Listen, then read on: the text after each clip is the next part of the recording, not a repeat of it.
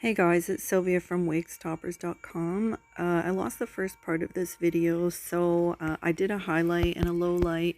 Now I'm just going to be doing a little bit of a repair.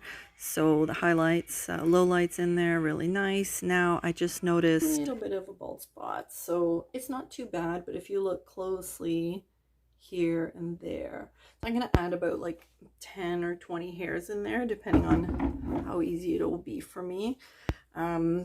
So yeah, here we go.